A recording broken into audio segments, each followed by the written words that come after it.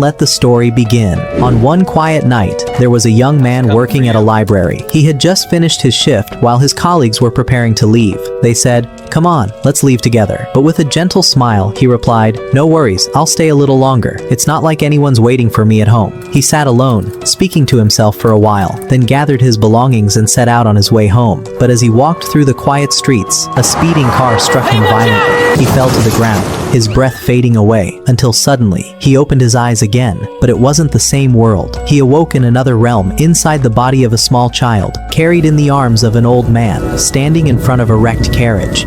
Oh my God, bro. Oh, hell no, man. Years passed, and the child grew older. He came to be known as Shin Wolfordo, named after the elderly man who had saved him and raised him in his home. It was a completely different world, one where people used magic as naturally as breathing. Shin retained the memories of his previous life, though he still didn't know how he had died or why he had been reincarnated into this world. One day, when Shin returned to his adoptive grandfather, the old man Merlin was stunned. Shin had successfully hunted down a wild boar, and he was only 8 years old. When Merlin asked him to demonstrate his fire magic, he was utterly astonished by Shin's overwhelming power. Soon after, Melda and Michelle visited Merlin's house. Melda was completely shocked to learn that Shin had taken down a wild boar, but Shin humbly explained that it was thanks to the gear she had crafted for him, which had made his movements far more agile. Mikkel, on the other hand, was the mentor who had trained Shin in the art of swordsmanship, teaching him how to wield a blade and fight properly. 2 years later, Merlin decided it was time to teach Shin the art of tracking magic, allowing him to locate demons nearby. He warned him of how dangerous these creatures could be, but as soon as Shin tried the technique,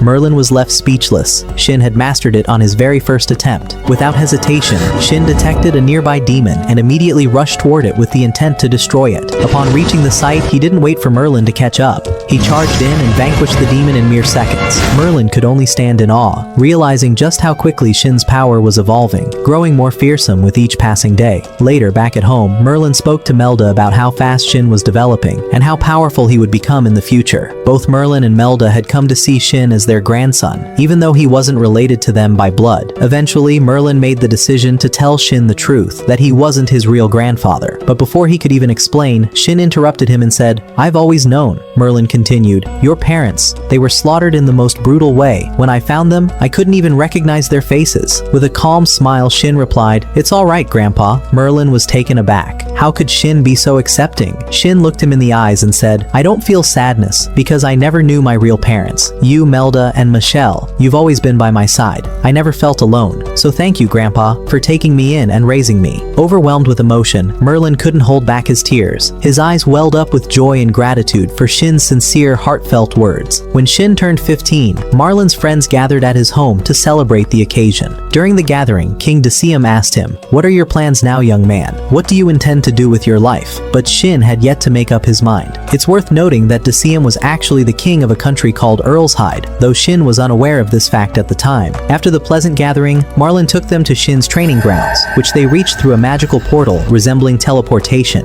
Everyone stood in awe, for none of them had ever witnessed such a type of magic in their world, and what they saw was only the beginning. Shin was about to show them the unimaginable. Merlin gathered them and said to Shin, "Come on, hero, show them the spell." Shin looked at him in confusion and asked, "What spell?" Merlin smiled and replied, "The spell. Yes, that spell." Shin began to visualize the form and scale of the spell, while everyone watched anxiously. Suddenly, blue flames emerged from his hand, flames no one had ever seen before. In a single instant, Shin struck with his hand, triggering a massive explosion that rocked the entire area, astonishing everyone with his extraordinary combat power. Milda, clinging to Merlin, shouted, "What on earth are you teaching this boy, you useless old man?" Milda, by the way, is Merlin's wife. They returned home, and there, King Decium began speaking to Shin, warning him that if other nations were to discover his magical power, the world would be thrown into chaos. Shin stood bewildered, unable to grasp what was happening around him. After a long discussion, the king came to a firm decision. Shin must enroll in a magic academy to comprehend the extent of his power and discover how his magic differed from others. Shin, surprised, asked innocently, "Your country? What do you mean? I don't understand, Sir Decium." At that moment, Decium revealed his true identity. "I am the third king of the kingdom of Earlshide." Shin was stunned. Events were escalating rapidly, and it turned out that everyone around him held prestigious positions. Even Michael, who had been training him in swordsmanship, was actually the commander of the Royal Knights. In the midst of this shock, Shin asked the king, "How do you know my grandfather?" Decium replied, "The first time a demonoid appeared, I was on the battlefield." The demon was unbelievably powerful and wiped out our army in seconds. When my turn came and I was on the verge of death, Merlin and Milda rushed through the flames and saved me. Since then, we've been close friends, and I continue to visit them often. It was revealed that Merlin and Milda were extremely famous in the capital. Later, they boarded a carriage headed to the capital. As soon as they arrived and the people recognized the wise man and the wise woman, crowds rushed toward them, for they bore these titles after saving both the kingdom and the king from the threat of demons. They reached their mansion in the capital, an enormous house that left Shin amazed. It seems Grandpa and Grandma really are famous, he thought to himself. He settled in and was later invited to take a walk around the capital. While walking, he saw a group of young men harassing some girls. Without hesitation, he intervened and taught them a harsh lesson. The girls thanked Shin for his courage and chivalry, and one of them said to him, "O moon, descend and let this young man take your place." Her words touched Shin deeply, and his heart almost leapt from his chest. They all sat at a small cafe to get to know each other. The first girl was named Maria, and the second, Cicely. From their conversation, Shin learned that they would both be enrolling in the same magic academy he was about to join. The girls were utterly shocked when they found out Shin would be attending the academy as well. They had expected someone with his combat skills to join the knights directly, not a mere school. It seemed they were kind-hearted and unaware of the true situation. Maria seemed particularly impressed by the wise man and wise woman, saying, "If their grandson is going to attend the magic academy, then he must be amazing like them." Shin felt flustered and chose not to reveal his identity. After saying goodbye, he left. But it was clear that Cicely had fallen for Shin at first sight, and Maria teasingly tried to poke fun at her feelings. The day of the entrance ceremony at the Magic Academy finally arrived. This academy upheld a strict law. No member of royalty or nobility was allowed to use their status or power over others. Here, everyone was equal, whether rich or poor. As Shin checked the board for his class assignment, a young nobleman stood behind him and barked arrogantly, "Move out of my way!" He placed his hand on Shin's shoulder to shove him aside, but without hesitation, Shin threw him to the ground. The noble shouted, "Do you even know who I am? You think you can challenge me and get away with it?" But before he could finish, a voice came from behind him. "In this academy, everyone is equal. Using your family's influence is a violation of the rules and is punishable by law. Now get out of my sight." The noble couldn't say a word. He lowered his head and walked away in shame, only for Shin to discover that the one who had spoken was none other than Aug Ars Haido, the son of King Dision himself. Aug approached Shin and struck up a conversation, clearly happy that Shin treated him like a regular friend, not a prince. Nearby, Maria and Cicely watched in disbelief, wondering what kind of relationship Shin had with the royal heir. Then came the entrance exams. First was a written test, followed by a magical power evaluation. Shin was thrilled. It was his first time seeing people his age use magic, but to his surprise, their magic was incredibly weak, and yet they were proud of it. When Shin's turn came, the examiner asked him to destroy the target in front of him, so Shin suppressed his power as much as he could. But even then, boom, the entire field exploded from the force of his spell, leaving everyone stunned by his overwhelming magic. Once the exams ended, the results were announced, and Shin ranked first in the entire academy. As the top scorer, he was asked to give a motivational speech to the new students. Meanwhile, both Maria and Cicely had passed as well. Cicely was deeply impressed by Shin. Not only was he physically strong, he was also a magical prodigy, and now, the top of his class. As for the noble who had insulted Shin on the first day, he was furious. He couldn't accept being outdone and started whispering that Shin must have cheated somehow. Around that time, Melda sent Shin a set of special clothes, enchanted with extremely complex magical inscriptions, the kind that were nearly impossible to modify or remove. But Shin, with his incredible power, was able to enhance them even further. When Melda found out what he did, she was shocked. "Don't you dare tell anyone about this. What you did is dangerous. It could lead to disaster." Later, the students gathered for the opening ceremony. As usual, fans surrounded Shin from every direction. When his full name was announced, Shin Wolford, both Maria and Cicely were stunned. They had just realized Shin was the grandson of the wise man and the wise woman. Shin gave his speech, and the students were dismissed to their respective classes. Everything seemed normal until Maria and Cicely approached Shin for help. Maria explained that someone had been harassing Cicely, controlling and threatening her, and they didn't know how to handle it. Shin was instantly angry. Before he could even react, the boy showed up, yelling, "Didn't I tell you not to speak to any other man?" It was the same noble from the first day, Karto. Karto reached for Cicely, but Shin immediately stepped in and blocked him. Cardo shouted, "What business do you have with my fiancé?" Shin looked at Cecily and asked, "Is that true?" She replied, "No, I've rejected him so many times, but he keeps trying to force me to accept." Shin said gently, "Don't worry, I'll protect you." But Cardo grinned darkly and said, "Your father works under mine in the company. I could have him fired in seconds." Suddenly, Og's voice echoed from behind. "That's the second time, and now you're threatening her using her father? This won't be ignored. You will be punished." Cardo's face turned pale. He scowled, then stormed off. Og turned to Shin and joked, "Trying to look cool in front of Cecily, huh? Not bad, my friend." Shin then decided to take Maria and Cecily to his house to ask Melda if he could design a magical uniform to protect Cecily. Maria was thrilled. Visiting the home of the wise woman was a rare honor. August joined them as well. At Shin's house, they explained everything that had happened. Melda looked at Cecily and said,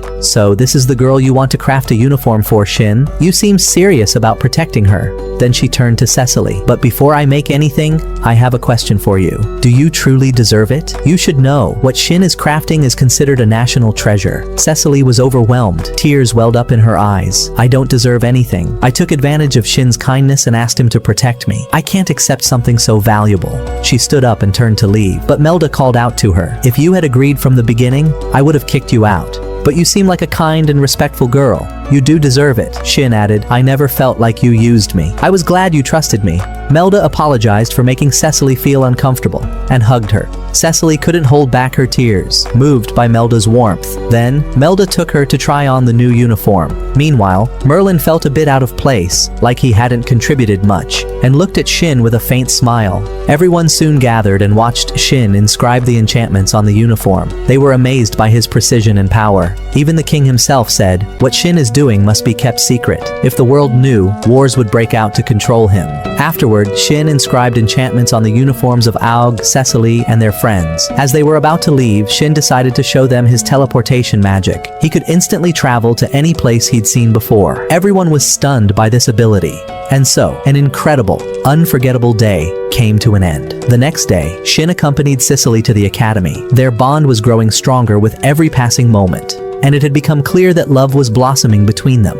Throughout the journey, Shin continuously activated his detection magic, ensuring her safety in case of any sudden ambush. Upon arriving at the academy, a professor welcomed them and guided them on a tour through the various departments and available courses. During the tour, Prince Og suggested that Shin establish his own department, given his overwhelming magical power, which surpassed that of any existing group. The students were thrilled by the idea and immediately expressed their desire to join Shin. At first, Shin rejected the offer, but when Cecily told him she would join him, he changed his mind without hesitation. And so, a new department was born, the Ultimate Magic Division. Meanwhile, back at the royal palace, the king was discussing a growing threat facing the kingdom.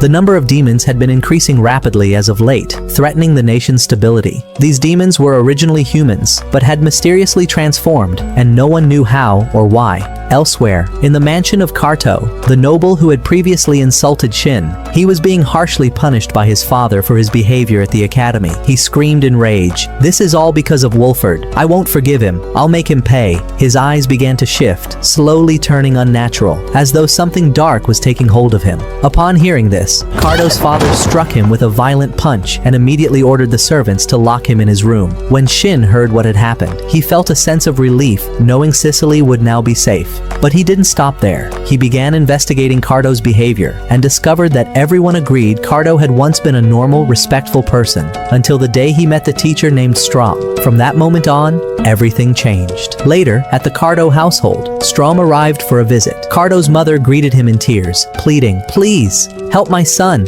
I don't know what's happening to him anymore." Strom responded with a sly grin, "Don't worry," and entered the room.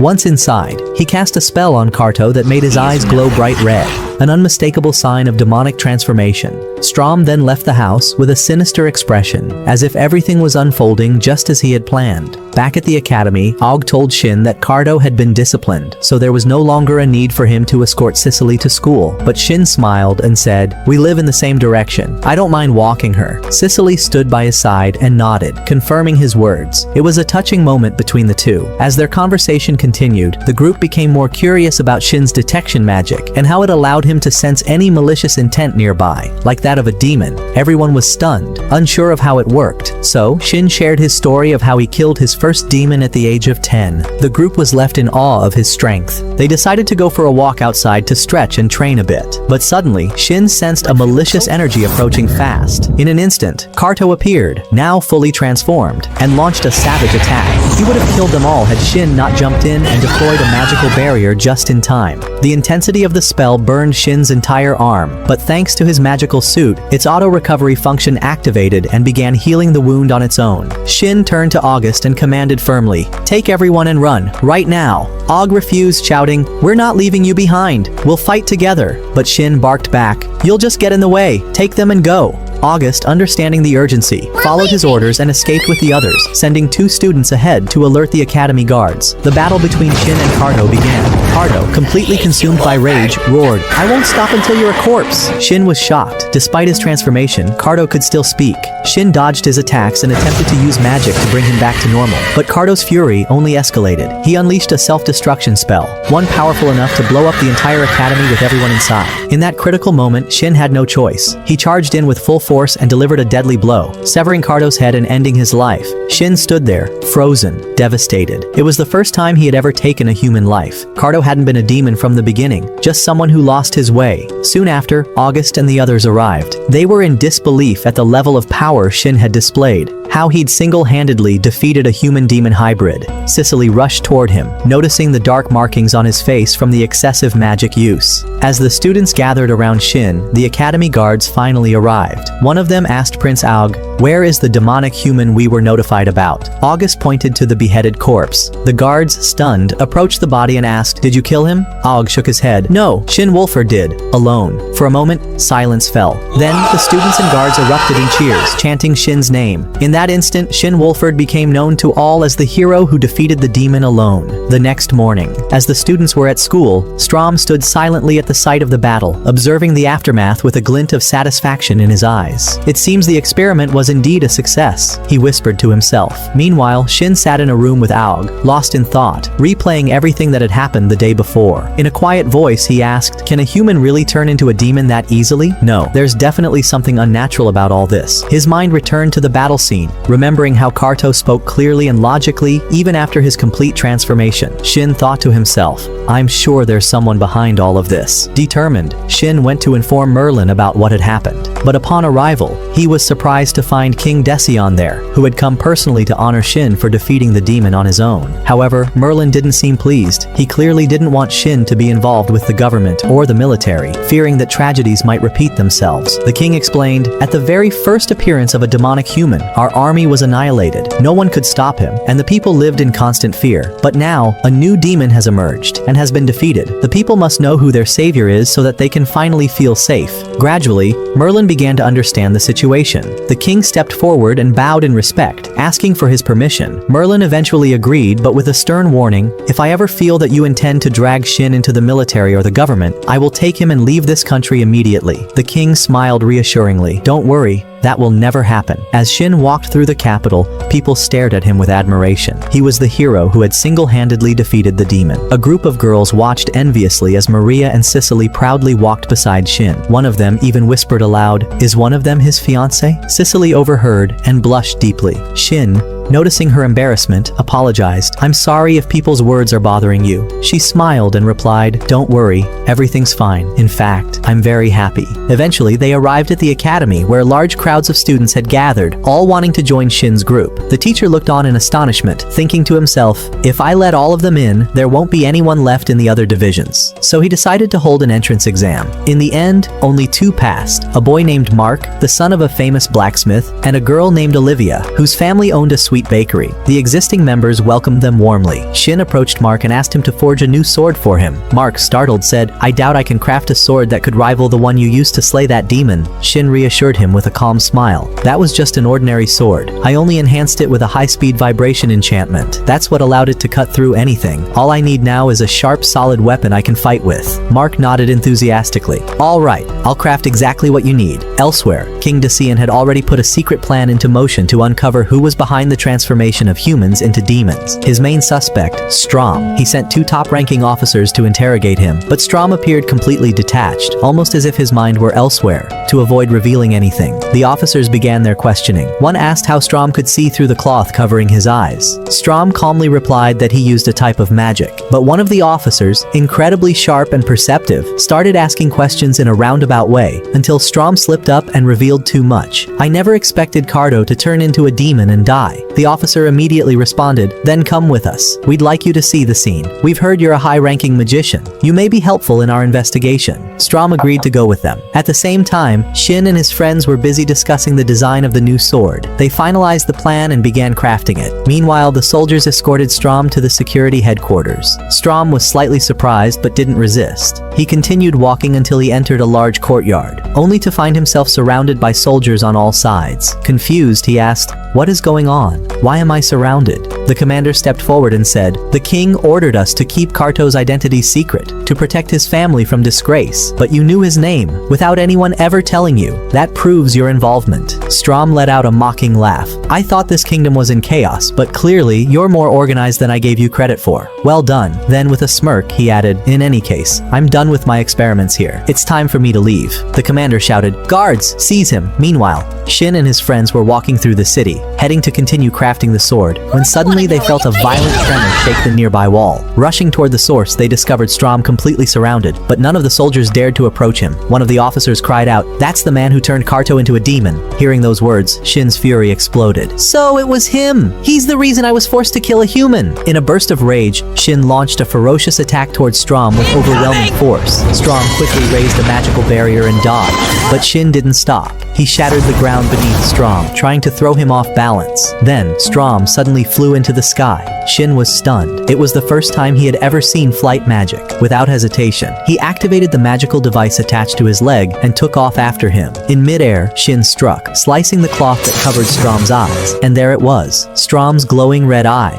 He was a demon too. Enraged, Strom shouted, "I wanted to keep my identity hidden, but you ruined everything. Don't think you'll leave here alive." But before he could finish his threat, Shin unleashed a powerful spell, combining sunlight into a concentrated blast and hurling it directly at Strom. The beam struck him dead on, and Strom vanished, disintegrating into nothingness. Yet even though Strom had disappeared, Shin felt something was off, as if this wasn't truly the end. One of the officers approached him, placing a hand on his shoulder and saying with pride, "Hold your head high, hero. You saved us all. Do not grieve." Another officer stepped forward, asking how he had done it. Shin explained how he had used sunlight as an offensive energy source, astonishing everyone with his quick thinking, immense strength, and decisive action. And so, the day came to an end. Shin returned home accompanied by his companions. On their way, they encountered Melda, who approached Maria and whispered to her, "Is there something between Shin and Sicily?" Maria replied with a calm smile, "They do harbor feelings for each other, but Shin has yet to confess, and Sicily, despite the many who have professed their love to her, always turn them down. It seems Shin is her first true love. How lucky you are, Shin."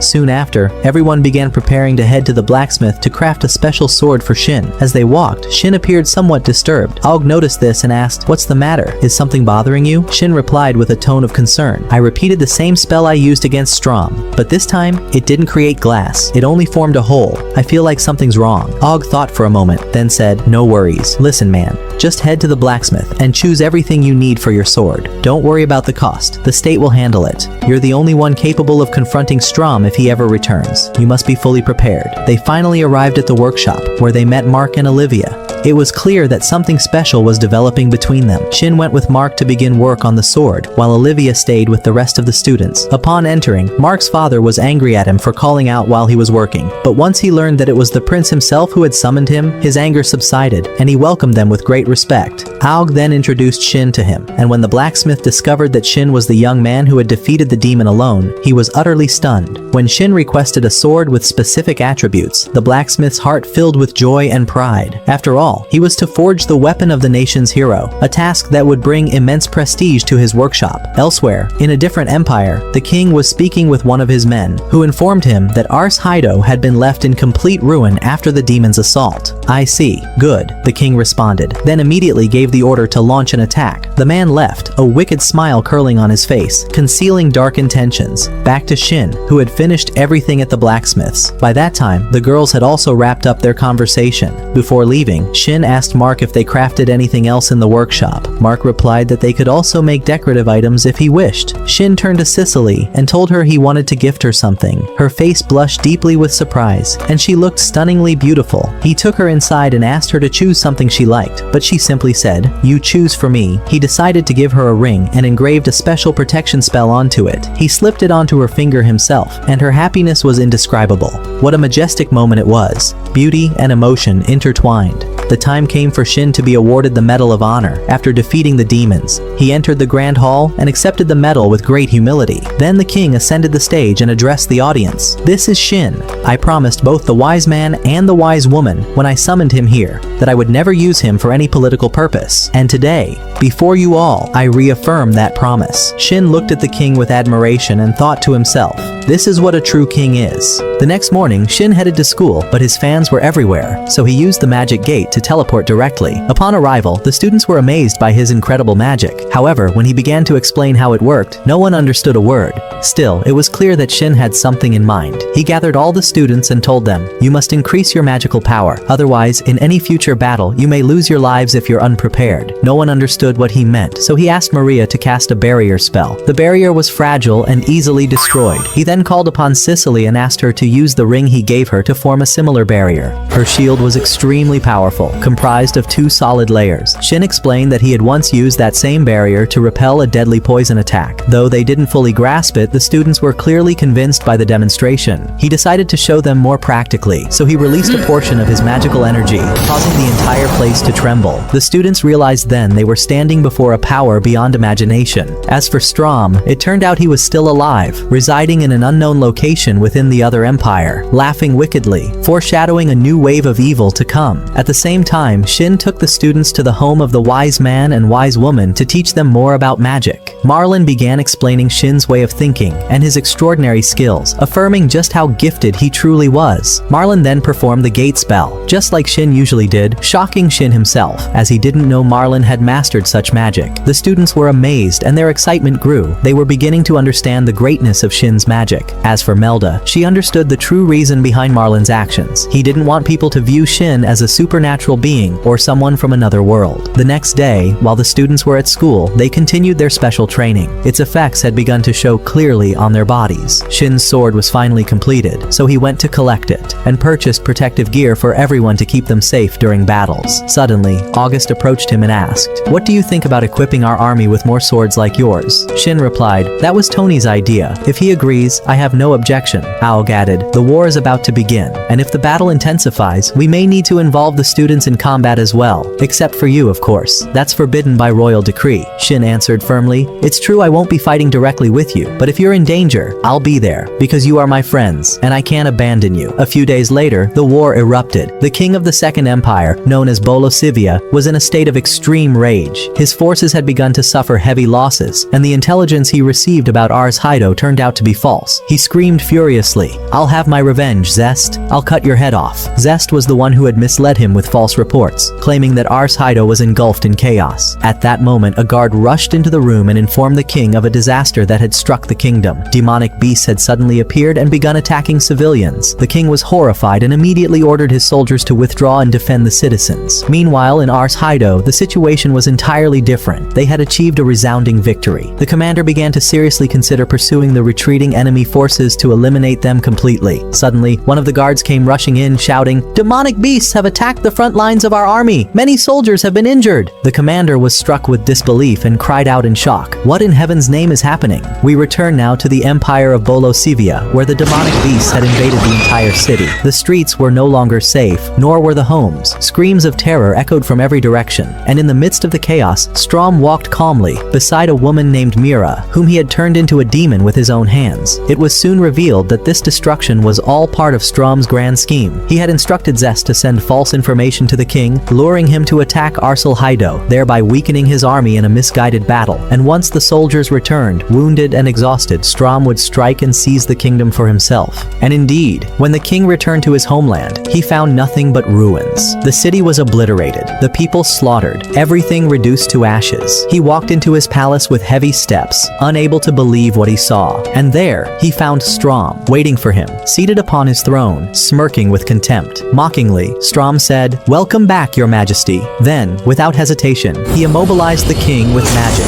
and with a single movement, ended his life. Thus, Strom officially declared himself the new ruler of the Bolosivia Empire. We return now to Haido's army, which had reached the borders of the empire. There, the troops stood in shock at the catastrophic sight before them. Homes reduced to rubble, corpses scattered everywhere, and the air thick with cries of sorrow and despair. Suddenly, Strom's voice echoed through the air. "Welcome to the capital. Such an honor to have you here." The commander immediately realized that everything they had suffered was the result of Strom's cunning deception. As he turned, he was met with an overwhelming sight, vast hordes of demons advancing from the horizon. In that moment, the commander made a swift decision to retreat with his forces in order to preserve their lives. They returned to Haido, and the commander recounted everything he had witnessed to the king. The king replied, "Retreating was the right choice." A state of emergency was declared across the kingdom, and the looming threat from the west was made known to all. With the number of demonic beasts increasing rapidly, it became necessary for the students of the Magic Academy to grow stronger and more prepared than ever before. At this point, their teacher appeared and delivered the harsh truth. Strom is still alive, and he has taken over the Bolosivia Empire. Thus, it was decided that all students would undergo intense training, this time in collaboration with the Knight Academy. Everyone agreed, but tension lingered in the air, for the magic students had always been mocked by the knights, who looked down on them as weak and insignificant. Shin tried to explain the purpose behind this alliance, but his words fell on deaf ears. Eventually, students from both academies were grouped together, and each carriage was shared by 4 students from each school. Once seated, the knight students began introducing themselves, their arrogance evident. One of them said, "We won't need the mages in battle anyway." Again, Shin attempted to explain the value of teamwork and unity, but again, it was in vain. One girl even insulted him directly. "Don't get cocky just because you defeated a demon." Hearing this, Org smirked and said, "All right then, Shin, don't kill any demons. Let them prove their worth." Shin replied calmly, "As you wish." They arrived at the enchanted forest, where Zeke and Chris were the assigned supervisors, both widely respected by the students. Org explained to them what had happened and added, "We'll let the knights show us what they can do." After just a few minutes of walking, a massive demonic boar suddenly attacked. The knight students charged in, but were unable to stop it. They were swiftly overwhelmed and severely injured. Upon seeing this, Shin rushed forward without hesitation and eliminated the beast in an instant, exposing the immense gap between him and the others. Cecily quickly ran to the fallen students and began healing them, her compassion shining through every gesture. The knight students, now humbled, approached and apologized for their earlier behavior. Tensions eased and harmony began to grow between the two groups. However, Shin couldn't hide his jealousy toward Cecily, who was now receiving warmth and attention from the knights. Soon after, 2 students came running to Zeke shouting, "Take the squad and run now. More than 100 demonic beasts are heading this way." Shin turned to Zeke and said, "Let me face them alone." After a brief moment of hesitation, Zeke replied, "Very well, but be careful." Everyone was terrified, hearts pounding with fear at the approaching horde. But Shin stood tall, summoned a devastating spell, and annihilated all the monsters in mere seconds. At that moment, the knight students finally understood the power of the mage they had mocked. The same girl who had insulted him before stepped forward and apologized, then turned to Cecily and said, "I'm sorry I insulted your boyfriend." Both their faces turned red instantly, and everyone realized the truth about their feelings. It was a deeply awkward yet endearing moment. From that point on, the team began to cooperate fully. Each person understood the value of the other,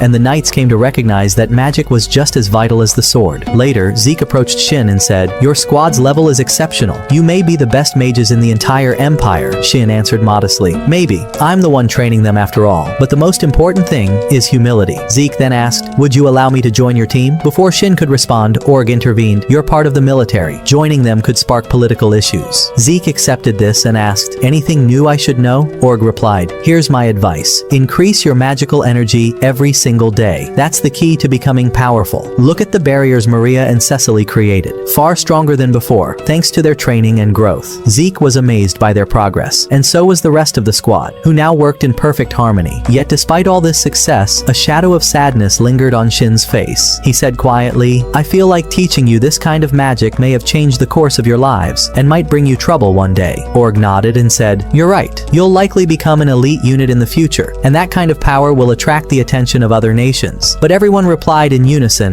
"We're proud of what we've become. You've shown us the way, Shin." At that moment, Shin smiled, an honest, joyful smile, and for the first time in a long while, he felt happy again. And then he took them all to the training ground, and it became clear that the boys had grown significantly stronger. Og said, "No one must know about these guys," to which Shin replied, "Don't worry, man. This is a place I used to train in, and no one has ever come here before." At that moment, Og gathered everyone and said, "I want to tell you something, a state secret, but I'll tell you because you are no longer just ordinary people." Then he told them what had happened in the Second Empire, the destruction, the slaughter that occurred, and all the boys stood there shocked and saddened. He told them, "With every attack, the number of demons grows more and more. It seems we'll have to face them very soon." Upon hearing this, Shin thought to himself, "I wonder, what is Strom planning?" Then Shin decided they should set up a summer training camp, and everyone agreed to the idea and welcomed it. But they stopped at the issue of where they would spend the night, and they settled on Cecily's house, since her family owned hot springs. After training, the boys would be able to relax. Now we move to Shin telling Merlin and Melda about the camp. They liked the idea and approved it, but Melda told him that she would go with them as a supervisor, because boys and girls shouldn't be together without supervision. Merlin also decided to go with them to help in the training, and indeed, everyone got ready, boarded the carriages, and set off to Cecily's family home. Along the way, they encountered a group of magical beasts that had become very weak in comparison to their current strength. One of the female members of the team managed to take them down in seconds. The effects of training were clear. They had become much stronger. They finally arrived at Cecily's house, and everyone welcomed her return warmly. Everything was fine. They all entered the hot springs to relax, and Merlin said to them, "Thank you all for becoming Shin's friends." He added, "When he was young, he was always alone, and I thought he would remain that way forever. But now I'm happy that he has friends he can rely on." The boys were very happy with those words, and Og said, "No, we're the ones who are happy that Shin is our friend." He continued, "I've always been part of the royal family, and I never found anyone who treated me like a normal person until I met Shin. He treated me like a cousin, without ever making me feel like I was a prince or anything of the sort." The rest also praised Shin, and Shin said to his grandfather, "I would have never had friends if it weren't for you, Grandpa. I'm grateful for everything you've taught me." The old man was deeply touched and began to cry with joy, and so the day came to an end. The next day, everyone started training. Merlin supervised them, and Melda also taught them how to craft magical tools. Shin was very happy that his family was supporting him, and he said, "As long as everyone is powering up, I should raise my power too." The boys panicked and backed away from him. Shin told them, "Don't worry, everything will be fine." Then he began preparing his spell and set up a shield to protect them from the shock. The spell was incredibly powerful, and everyone was terrified by its intensity. Then,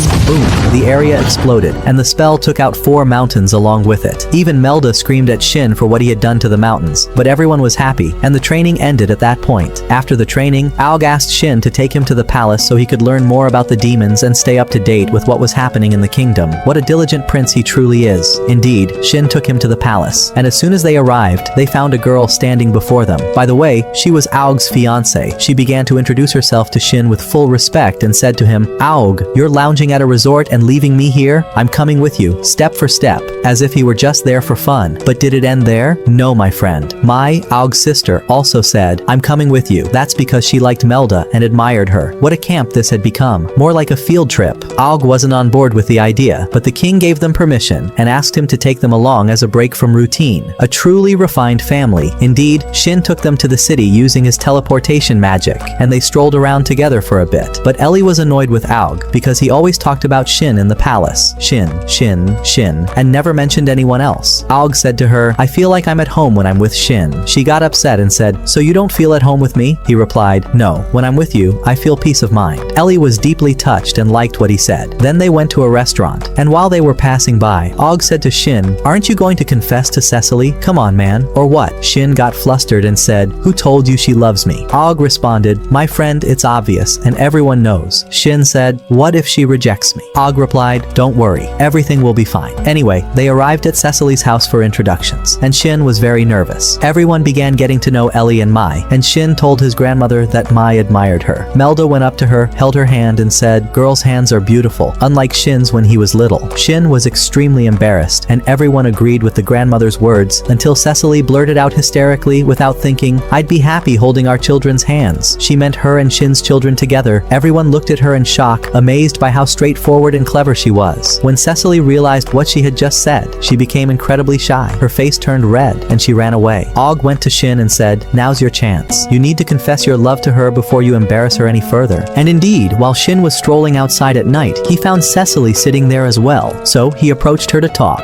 He stood before her, his heartbeat racing intensely. Cecily then said, "I'm sorry if I upset you with what I said inside." Shin replied, "No, I was actually very happy. Do you remember the first time I saw you, Cecily?" She answered, "Of course I do." He said, "When I first saw you, I thought to myself, this girl is incredibly beautiful, sweet, and wonderful." Cecily responded, "And when I first saw you, I thought you were a handsome and strong young man." Shin mustered all his courage and said to her, "I love you." The girl was overwhelmed with joy and began to cry, saying, "I thought you were just kind to me like everyone else, but now you're telling me that you love me."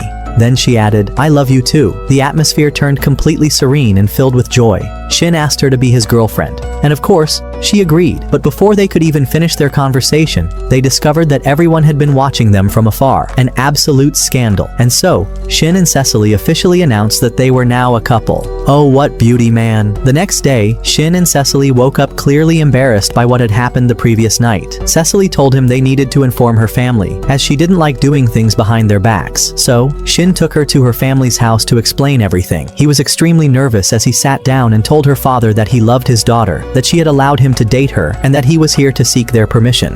The father was genuinely pleased that Shin had chosen his daughter, which surprised Shin. But Cecily's mother then asked him to sit down and said, "We are a respectable family and we won't allow you to go out with our daughter unless you're formally engaged." Shin agreed with her words and accepted the engagement. What a man, honestly. Their daughter was overjoyed and cried because she had gotten engaged to the one she loved. She blushed deeply, but her happiness was overwhelming. We now return to the youth training, where they had become incredibly powerful, and their magical energy had increased significantly. This astonished both Ellie and May. Unlike Ellie, May also possessed the qualities necessary to become a strong mage. We shift to Strom, who was seated in the empire of Bolsevia. Mira informed him that they were on the verge of wiping out the kingdom entirely. He replied, "All right." Back to Shin, who began learning a new type of magic. Everyone was afraid and set up protective barriers to shield themselves. But Shin reassured them, saying the magic wasn't offensive, so they took the barriers down again. Shin then managed to use flight magic and made stones float in the air, shocking everyone. They could hardly believe their eyes. They were even more stunned when he flew himself like Strom. This would give him much more freedom in future battles. When Shin returned home, he told Melita and Merlin what had happened, and that he was now engaged to Cecily. He apologized for doing it without informing them, but Melita and Merlin were very understanding. They asked Cecily to go with them to her family's house immediately to talk things through. And indeed, Melita and Merlin arrived and sat with the family. Melita began speaking and told them everything about Shin,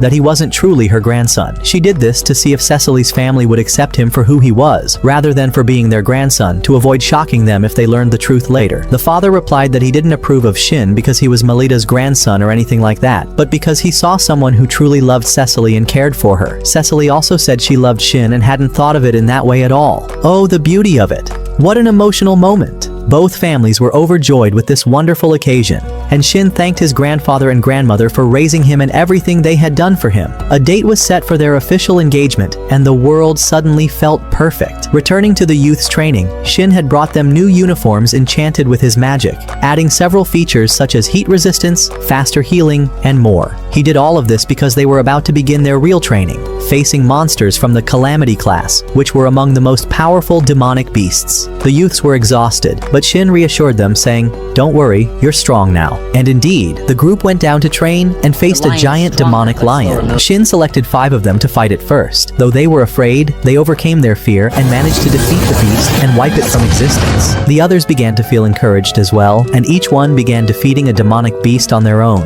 Things were going absolutely great. Days passed and the time came for Shin and Cecily's engagement ceremony. Shin stood in front of the mirror getting ready, and Cecily entered. What a sight to behold. Her beauty was indescribable. Shin stood there mesmerized by his bride's appearance and said to her, "If the moon saw your beauty right now, it would burn from jealousy." But of course, beautiful moments are always fleeting. Cecily's mother entered and said, "Everyone is waiting for you outside." The two of them stepped out in their magnificent appearance. The king and everyone stood watching them, and their engagement was officially announced. Everyone celebrated and rejoiced, and the ceremony came to an end. But after the ceremony, while Shin and Cecily were alone, he surprised her with a ring and said, "I know I'm ruining the order a bit, but would you accept to be my wife?" Cecily agreed, and he placed the ring on her finger. Cecily was filled with joy, such incredibly beautiful moments, and the day came to a close. On the following morning, all the boys were flying in the sky. And of course, that was because Shin had cast a flight spell on them. They began to control it using wind magic, and the weather was absolutely wonderful. Then Shin called them using a microphone he had invented himself, asking them to land, and everyone was deeply impressed by Shin's inventions. Now, we move on to Strom and his followers. Mira said to him, "We've now nearly wiped out the entire empire, and the demons have seized every village from the smallest to the largest. Naturally, this caused a massive increase in the number of demons lately. So Strom gathered the demons and began celebrating his victory. It seemed he no longer intended to do anything else, as his primary goal had been to overthrow the kingdom of Bolosevia. But one of the demons shouted, 'We won't stop here. We must continue killing, looting, and invading.' Strom replied, 'Do as you wish, but don't involve me. Whoever wants to join you, let them go.' Indeed, a group of demons headed toward the town next to the kingdom of Arsalhaido, which, by the way, is called Swede, intending to destroy it and kill its people. But there was something strange. Mira asked Strom, 'Why do you hate Bolosevia so much?' He replied, 'Oh right, I never told you my story,' and he began to tell it. Before he became a demon, his name was Oliveira, a wealthy and respectable man who cared for everyone, poor before rich, and treated all people equally without belittling anyone or favoring one over another. That's why Oliveira was extremely popular. One day, a farmer asked him, 'Why do you do this? You're rich, yet you treat farmers as your equals.' Oliveira replied, 'When I was young, I used to notice the difference in how the rich and poor were treated in our land. But when I visited a neighboring kingdom, I was stunned by the beauty of the relationships there. No racism, everyone treated equally, and life was beautiful. So I decided to live and treat people that way, to improve the empire.' Oliveira was no ordinary man. He was among the candidates for ruling the kingdom. One day, Oliveira returned home in the evening. His wife welcomed him, showing signs of pregnancy in her final month, and they were both extremely happy. But, as you know, happiness never lasts forever, my friend. A group of nobles gathered to discuss Oliveira, including King Hydra. They were all angry at Oliveira's actions and his principles that promoted equality between rich and poor. They said, "We must eliminate him before he takes the throne. Otherwise, we'll all be treated the same." Hydra agreed and decided to devise a plan to get rid of Oliveira permanently. The first step was to have the nobles lure him to the capital, where Hydra would deal with him directly. Indeed, they sent Oliveira a letter, telling him they supported his idea of equality among the people, and wished to discuss it with him in the capital. When Oliveira read the letter, he was overjoyed and decided to go to them eagerly, unaware of the trap set for him. His wife was worried and said, "Be careful." He replied, "Don't worry, I'm strong and I'll protect myself," then left. While he was on his way to the capital, Hydra began executing his evil plan. He ordered the kidnapping of several women from Oliveira's village, and then sent some of his men to accuse Oliveira of the crime. Of course, he wasn't there to defend himself. People began to talk, though they didn't yet believe it. But then, Oliveira decided to return to his hometown to see his wife, whom he missed dearly. However, Hydra had already prepared everything to make this his end. He placed the kidnapped women in a cart marked with Oliveira's name and had the farmers capture it. At that moment, the farmers were enraged and decided to take revenge. They took torches in hand, went to his house, set it on fire, and killed his wife.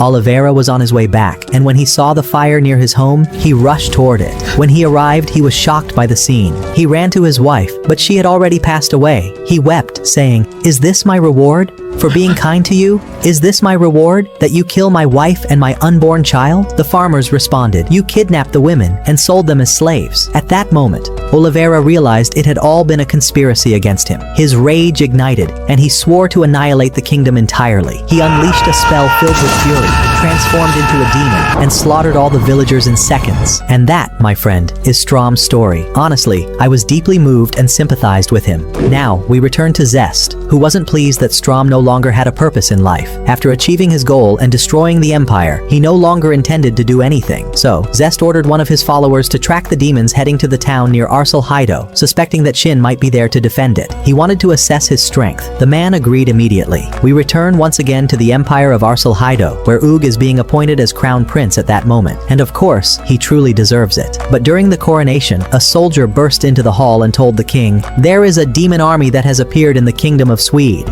Everyone panicked, and anxiety spread throughout the place. But Oog was able to control the situation. He assured everyone that a special unit had been prepared to confront the demons, fully ready, and that they had undergone intensive training under the supervision of Shin, grandson of the two heroes and the demon's conqueror. He then asked Shin to deliver a passionate speech speech to the people. Shin reassured them, telling them they would protect the kingdom from any invasion and that nothing would harm them. Everyone cheered joyfully and proudly, and in a powerful moment, Shin soared into the sky, a truly stunning scene. While Shin and his companions were on their way, the demons had already reached the borders of the kingdom of Swede. The border guards sent a signal to the rest of the soldiers to be alert and prepare for the demon attack. Indeed, the soldiers began preparing for defense, along with the mages and all other arrangements. They also sent one of the soldiers to the kingdom of Arsulhaido to bring reinforcements from Merlin and Melda, as they were still unaware of Shin's unit. But the number of demons was extremely large, over 100. Given their strength and numbers, the soldiers couldn't hold them back. The demons managed to break into the capital and began spreading throughout the kingdom, destroying homes and killing the inhabitants. At the same time, Shin and his companions were walking along the road. Shin divided them into groups, each consisting of 2 individuals except for Cecily, who was alone, as she would be responsible for treating the wounded and would not participate in combat. What a noble young man. Now we move on to the demons, who seem to have invaded the entire kingdom. A mother was trying to escape with her daughter, but the demons were right behind her, leaving her no chance to flee. Just before they struck her down, Shin suddenly appeared and landed a powerful kick on one of them, sending him flying. He then reassured the mother and daughter and took out the remaining demons who were attacking. He told her that reinforcements had arrived and that the kingdom would be safe.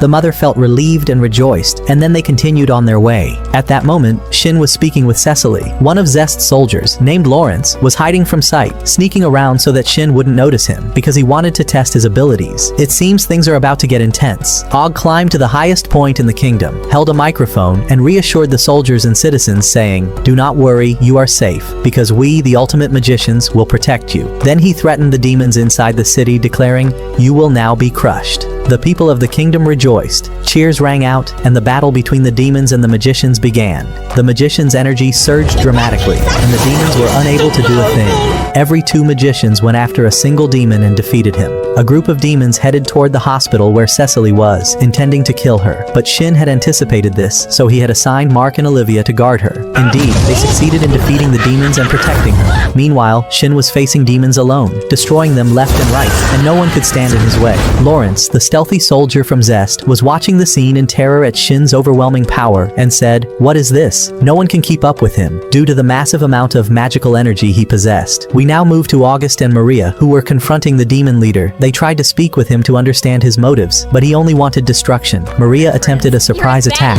but it was futile. He lunged at her, but the armor she wore protected her, though she was still injured. Enraged, Maria launched an all-out attack, but he blocked her with a magical artifact he had obtained from one of the soldiers. Aug looked at Maria, and they decided to attack him together with several consecutive strikes, which eventually shattered his magical barrier. Before the demon could utter a word, the royal thunder sphere pierced his heart. At that time, the king began to feel reassured and said, "It seems the battle is nearing its end." A truly kind king, by the way. Zest was observing the battle from afar and said, "I must rethink everything," after witnessing Shin's overwhelming power. He then decided to gather the demons and retreat. To make the retreat successful, he summoned Mira for backup. Mira arrived in the kingdom, destroyed the gate, and incinerated everything in her path. She said, "Let anyone who dares come forward." It seems the battle is about to get even fiercer. We return to Cecily, who was treating the wounded. She managed to heal many of them, but suddenly, a woman came to her crying desperately, begging, "Please save my husband, I'll do anything." Cecily rushed to treat him. He was severely wounded and bleeding profusely. She cast a spell to stop the bleeding, but the wound was too deep, and it seemed she wouldn't be able to save him. Back to Shin, who sensed Mira's immense energy. She was fending off the guards, and no one could stop her. 2 members of Shin's squad approached her, but she repelled all their attacks. Even when one of the girls cast a spell she thought had finished Mira off, Mira countered and brought her down.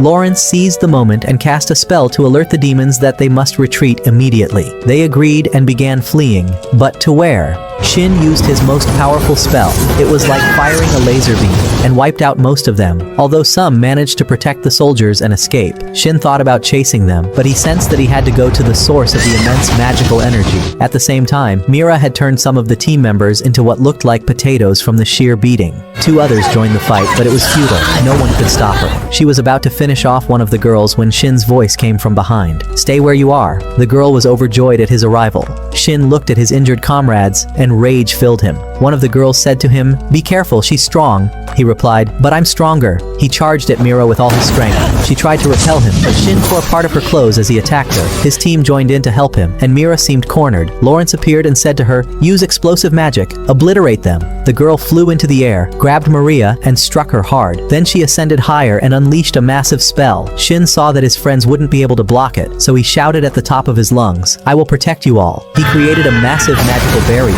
and successfully pushed the explosion away. After the blast, none of the demons remained in the area. Shin then looked at his companions and was relieved that they were safe. They began discussing Mira, and Og said, "Her power was strange. It seems there's a secret behind it." The demons had withdrawn, sorrowful in defeat. Strom, who had been watching everything, said, "It seems you'll be entertaining, Shin." We returned to Shin, who went to check on Cecily. He was shocked by the number of injured and asked the students to come help. Cecily was completely drained, her magical energy nearly depleted, and she could no longer stop the bleeding. She cried, saying, "Magic isn't doing anything." She felt hopeless, but in that moment, Shin arrived and said, "Don't worry, I'll take care of it." He cast a legendary healing spell that identified the injuries and repaired them. Og was watching and said, "Truly, no one can match you, Shin." The spell worked, and the man returned to a stable condition. Cecily approached Shin and thanked him, saying, "You always support me when I'm weak." He replied, "No, it's thanks to you. You managed to stop the bleeding until now." She then looked at those she had healed and saw them thanking her. She was overjoyed, and everything returned to normal. After the battle ended, Aug went to the king and asked him to form an alliance between the 2 kingdoms to eradicate the demons. The king agreed after witnessing their true power. Aug then sent the team back, but Shin seemed sad and said, "If I had opened the gate here from the start, the number of casualties would have been lower." But he didn't know that opening a gate to a place he had never visited was impossible. Aug said to him, "I was about to say the same thing. Let's protect the kingdom together, my friend." Merlin and Melda were watching and looked absolutely delighted. They returned to the kingdom of Earlside and were welcomed with grand celebrations. Aug presented a report to the queen about everything that had happened and informed her that he had formed an alliance with the kingdom of Swede. The king was convinced by his words and appointed him as a liaison between the 2 nations. Aug then asked the king for permission to travel with Shin to form alliances with the remaining human kingdoms. The king approved his decision. He then asked Merlin and Melda to join, and they agreed as well. The entire team gathered the next day, bid farewell to everyone, and set off on their new journey. And with that, Season 1 comes to an end. I hope it has delighted you all. Until next time.